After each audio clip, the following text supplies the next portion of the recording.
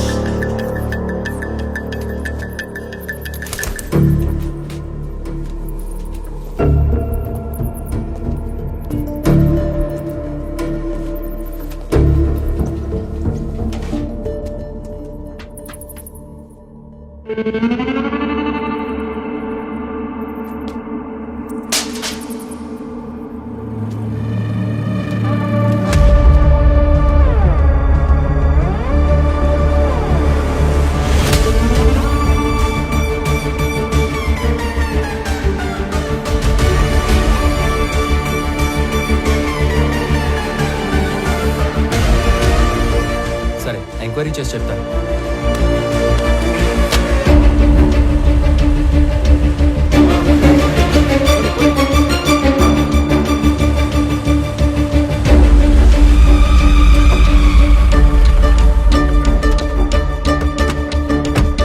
నమస్తే సార్. నమస్తే సార్. మీరు అడిగిన డీటెయిల్స్ ఇందులో ఉన్నాయి సార్. ఓకే, ఒక 2 minutes. ఇటు వచ్చి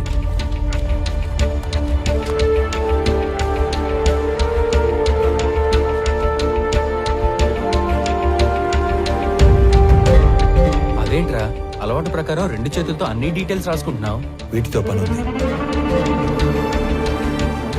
సరిగా రాఘవ, అక్కడ ఉన్న వాళ్ళలో నీకు ఎవరి మీద ఎక్కువ నమ్మకం ఉందో అతను గెలుపు. శ్రీధర్ సార్,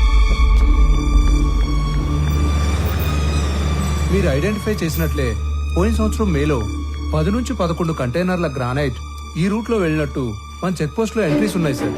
సాధారణంగా గ్రానైట్ పేరుతో మంగళూరుకు వెళ్లే కంటైనర్ల వెనక ఒక చిన్న మర్మం ఉంది సార్.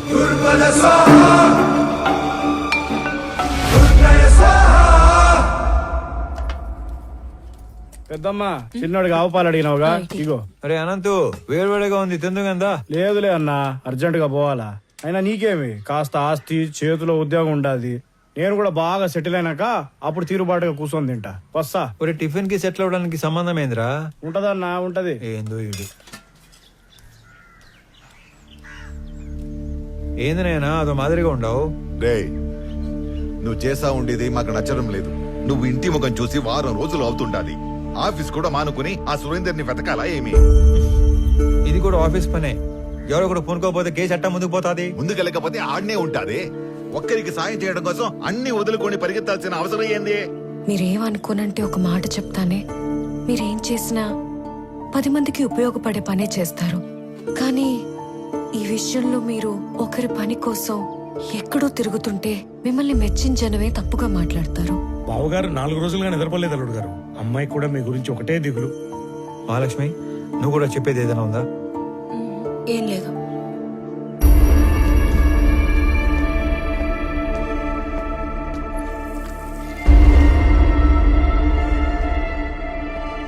మీరు అనుకున్నట్టు నేను కేవలం మాలిని హస్బెండ్ సురేంద్ర ఒక్కడి కోసమే ఇన్ని రోజులు తిరగలేదు. కనపడకుండా పోయింది ఒక్కరు ఇద్దరో కాదు, దాదాపు 20 మంది. సురేంద్ర కోసం వెళ్తే వర్మ, వర్మ కోసం వెళ్తే అతని అసిస్టెంట్ రాజా, రాజా కోసం వెళ్తే వెంకట్. ఇలా నా దగ్గర పెద్ద లిస్టే ఉంది. ఇంట్లో మనిషి వస్తాడో రాడో, అసలు ఉన్నాడో లేడో తెలియక ఎదురు చూసి చూసి కళ్ళు మసకబారిపోయిన తల్లిదండ్రుల్ని చూశాను. ఇల్లు గడవటం కోసం చదువులు మానేసి ఏదో ఒక పని చేసుకొని బతుకుతున్న తమ్ముళ్ళనే చూశాను. పిల్లల పోషణ కోసం అన్నీ చంపుకొని చేయకూడని పని చేస్తున్న ఒక ఆడకూతుర్ని కలిశాను.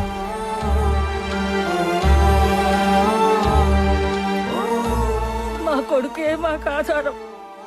వాడిని వెతకడానికి వెళ్ళే ఇలా కాలు పోగొట్టుకున్నాడు. అది మాత్రమే కాదు, ఈ 20-25 మంది గల్లంత అవడానికి మన జిల్లాకు పట్టిన పెద్దమ్మారి దరిద్రం ఎర్రచందనం కొయ్యేల స్మగ్లింగ్ కారణం అయి ఉంటాదని నాకు ఆధారాలు దొరికాయి. అందుకే ఇదంతా చేయాల్సి వచ్చినది.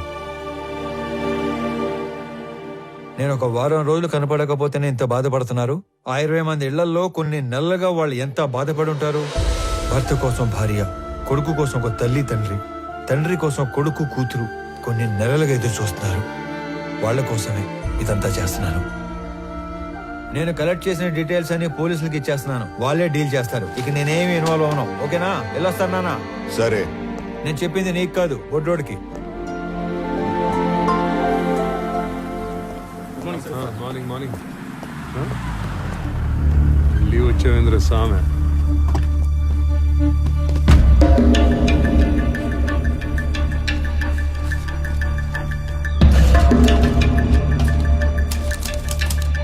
అరే, మీరు దేని నుంచి తీసుకొచ్చి దేనికి తీగ కట్టారు రామారావు గారు? గ్రేట్. ఏమీ లేని ఒక విషయానికి ఎర్రచందనం రంగు పులివితే నేను సీరియస్ గా తీసుకుంటానని మీ ఎత్తుగాడు. కొంపదీసి ఇక్కడున్న ఈ చెట్లు చూసి నీకేమైనా ఆలోచన వచ్చిందా? మీ అంత కాకపోయినా మేము షార్పే. ఎత్తుగడ కాదు, నిజం. ఏంది నిజం? మీరు చెప్పిన చెక్ పోస్ట్ రిజిస్టర్ లో గ్రానైట్ రాసి ఉంటే మీరు ఎర్రచందనం ఎట్లా చెప్తారు? తిరుపతిలో గ్రానైట్ లేదు. ఆ బెల్ట్ లో గ్రానైట్ ఒక్క ప్రకాశం జిల్లాలోనే ఉంది.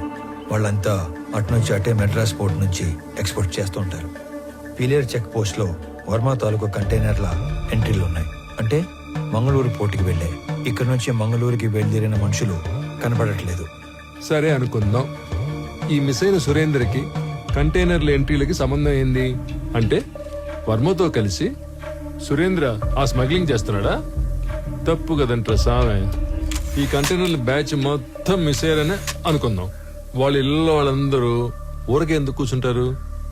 ఎక్కడ కంప్లైంట్ ఇచ్చినట్టు నా నోటీస్కి రాలేదే. వాళ్ళ అడ్రస్లు మీ దగ్గర ఉన్నాయా?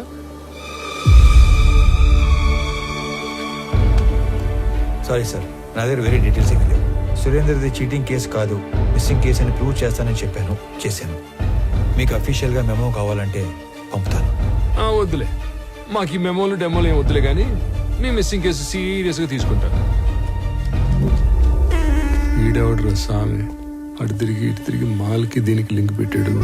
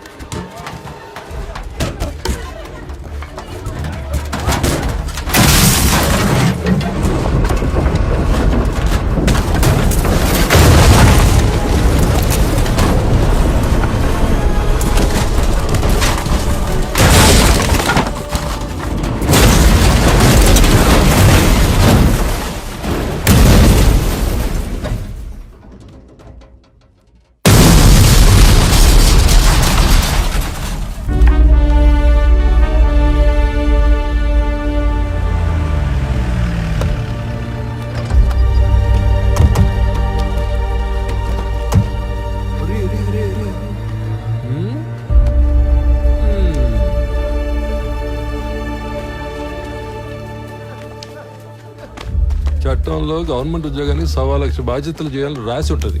అవన్నీ చేయకూడదు. స్టాండర్డ్ గా కొన్ని ఉంటాయి. మూసుకొని అవి చేసుకుంటూ పోవటమే. అట్ట కాదు, అవన్నీ బాధ్యతలు నేనే చేసేస్తా, ఏదో ఉద్ధరించేస్తా అని ఆంతరు లగెత్తావు అనుకో, ఇదిగో ఇటు యాక్సిడెంట్లు అవుతాయి, ఇటు కాలు ఎదుగుతాయి. అయినా ఇవన్నీ నాకెందుకులే, నువ్వే యాక్సిడెంట్ చేసావని నిజాయితీగా పైకి రిపోర్ట్ రాస్తా.